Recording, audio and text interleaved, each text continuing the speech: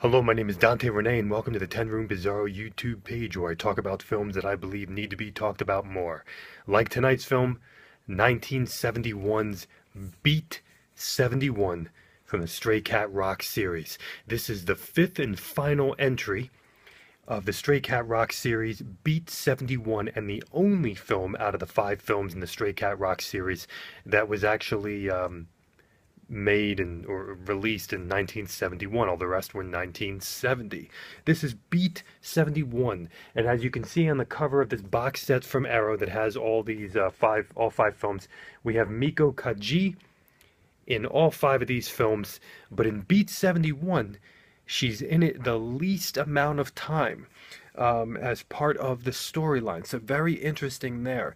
Beat 71 is definitely the anomaly in the Stray Cat Rock series.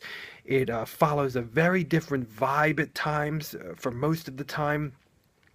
And essentially we have uh, uh, kind of a murder and also lies in that murder and politics and kind of the 70s issues with hippies and hippies versus politics. And we have this whole element here, even the first one that has a young child in it. Um, and this is one that really has a hippie vibe mixed or versus the political regime in many regards, and a kind of set off by a murder and someone being a traitor and family and all of these different aspects in Beat 71. This is really a unique entry in this series, so let's get into it. Beat 71, part of the Stray Cat Rock series. First and foremost, we look at the music for this film. Of course, in the music, we have great 70s exploitation fare that has, it's groovy, it almost sounds like go-go dancing music at times, though in this particular film, we have very smooth, quiet, jazzy elements, even stuff that sounds like film noir at times. Now, that said, we also have a very strong rock bass in this film. A very, very strong, even hard rock, definitely hippie rock, psychedelic rock, very strong in this particular film. We even have a band, I believe, called the Mops on the back of a truck performing at a protest, a hippie protest. So the music in here is there's harder rock in this particular film, harder 70s rock.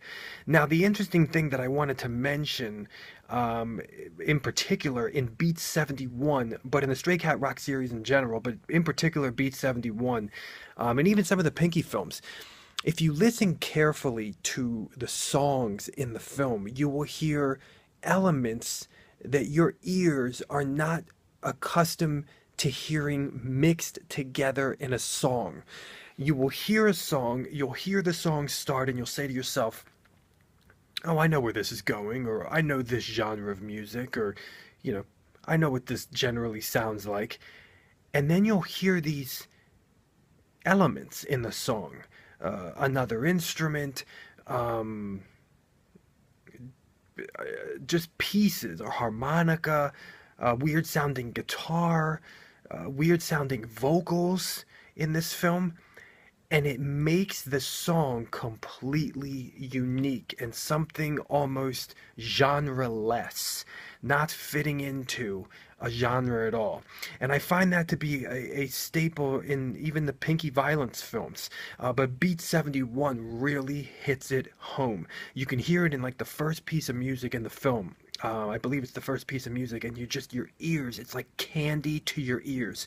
You know, they're mixing these elements together in the songs. They're not straightforward at all in genre, and it's exciting and it's interesting.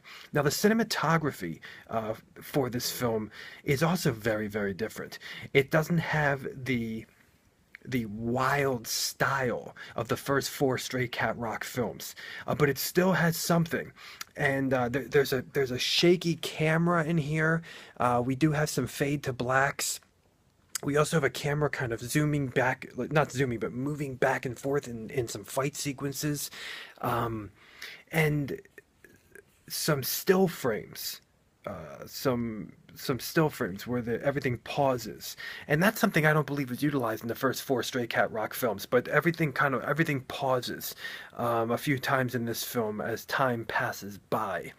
You can tell from the opening credits of this film that the style will be more subdued in Beat 71, and it'll be a different vibe, really focused on words. Now, all that said, it does follow a pattern in the opening sequence with kind of some movie, then the title credits, things like that. Some movie first, then the title credits. Like you think of Tarantino's Pulp Fiction, which popularized that with a whole sequence starting in the film and then the credits roll. Very powerful, very exploitation like, and very interesting. Um, Locations in this film are very, very interesting too. We don't go to any psychedelic rock clubs. There's no nightclubs in this movie at all. We're really kind of on the outskirts in the country. We're with these hippies that are living, out of a bus in the grass. And you contrast that with political people living in a very, very nice home that looks like in the suburbs or something. And we even spend a period of the movie in a gold mine, in an abandoned kind of country gold mine. And let me tell you, there's some almost countryish music in here, of course, genre-less and mixing some elements. And there's even some harmonica music in here as well. Very soft, subtle film, which really intensifies the last 15 minutes of the film. As you know, the endings of the Stray Cat Rock films can be explosions of what the F violence and just emotional violence and intensity. And in this film is definitely no exception. Beat 71 might be one of the most wild endings because the film has a much more subtle vibe to it, and when the ending comes and keeps coming, it is an assault on your senses and just on the story itself and what has been going on. It's really crazy, very almost surreal what's going on at the end of this film, in a violent manner. Now, in terms of the sexuality of this film, very interesting. The most sexuality out of all the Stray Cat Rock films. Just this one little sequence with nudity. I mean, not intense nudity, but definitely some sexual situations. So that was very, very interesting. We also have elements of comedy in here. Some very interesting elements of comedy in this particular film. More straightforward and very the child in this film. There's a strong focus on the child in this film, and there should be. He's great, but you can sense kind of the 70s and how rough we were with our kids and how uber safe we are with them now. But there's some really disturbing elements involving the child in this film. And I don't want to give away anything, but just things that the child's exposed to or things that he's around and things that happen near the end of the film, and just definitely a film that would never be made today with a child in it. So some pretty disturbing stuff with the child. And I gotta say, the hippie element in this film is very interesting, especially when you're seeing Miko Kaji as a hippie. I mean, that's like what? It's she's always this strong, powerful kind of figure. Um, the hippie element's very interesting because the hippie element, these are hippies, but they're not peace hippies. These are criminal hippies, and they're also violent hippies, and they're apt to kill, and they're apt to steal. So this is, but not steal in like a stick it to the man kind of way. Nobody owns anything. There's just more of a criminal vibe about them, which kind of bleeds from the other Stray Cat Rock movies. They're almost a hippie gang, and we do have a motorcycle gang in this film that is kind of connected with the political people in the film, which is also very, very interesting. Violence-wise, we really don't have the blood in this film, but we do have shootings and explosions and things like that. And almost an Old West vibe at a section in the film too, which is just weird. Um, you can see the breath coming out of the actors' mouths. It seemed like it was cold. I don't know when they filmed this. I think I might have seen the date of December, but it seemed cold throughout the whole film. And Beat 71 is really unique in the Stray Cat Rock canon, and to end the Stray Cat Rock series in this film is even more unique and ballsy. There are a lot of dramatic elements in this film at times. Um, Dramatic in a way of not like uber exploitation feel that you're used to maybe in the other Stray Cat Rock films or in Pinky Violence films. So there are some dramatic elements and some comedic elements, and then some straight weird stuff, and then some heavy exploitation elements as well. Um,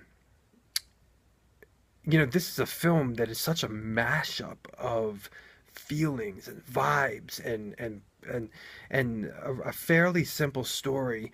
Um, and it just makes the whole film so interesting and weird.